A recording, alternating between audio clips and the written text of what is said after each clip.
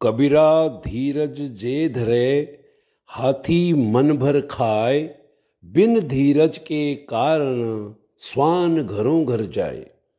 कबीरदास जी कहते हैं कि गज यानी हाथी के धैर्य धारण करने से ही वह मन भर भोजन करता है, परंतु स्वान यानी कुत्ता धैर्य नहीं धारण करने से घर घर एक टुकड़े के लिए मारा फिरता रहता है। इसलिए इस संसार में संपूर्ण जीवों को धैर्य धारण करना अति आवश्यक है।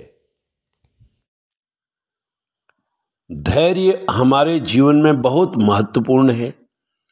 मनु भगवान ने धर्म के 10 लक्षणों का वर्णन करते हुए धैर्य को पहला स्थान दिया है। वास्तव में धैर्य का स्थान जीवन में इतना ही ऊंचा है कि उसे प्रारंभिक सद्गुण माना जाए। हर एक कार्य कुछ समय उपरांत फल देता है। हथेली पर सरसों जमते नहीं देखी जाती। किसान खेत बोता है और फसल की प्रतीक्षा करता रहता है। यदि हम अधीर होकर बोए हुए दानों का फल उसी दिन लेना चाहें तो उसे निराश ही होना पड़ेगा। लोग किसी कार्य को उत्साहपूर्वक आरंभ करते हैं, किंतु फल की शीघ्रता के लिए इतने उतावले होते हैं कि थोड़े समय तक प्रतीक्षा करना या धैर्य धारण करना उन्हें सहन नहीं होता है। इसलिए निराश होकर वे उस काम को छोड़ देते हैं और दूसरा काम आरंभ करते हैं।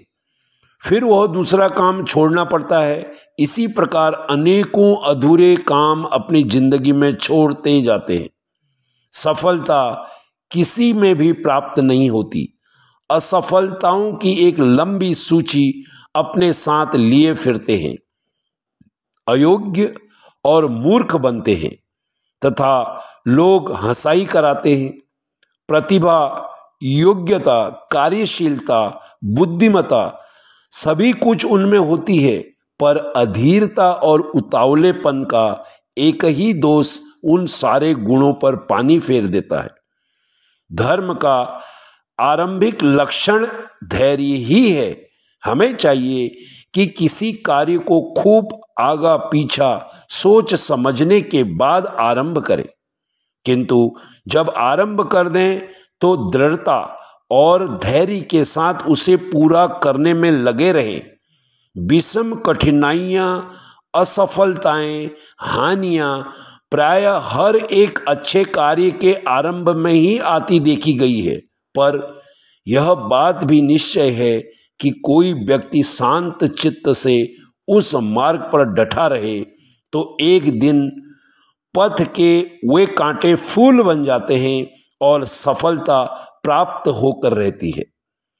और सफलता हमेशा आपके पगों को चूमती रहती है। जय हिंद, जय भारत।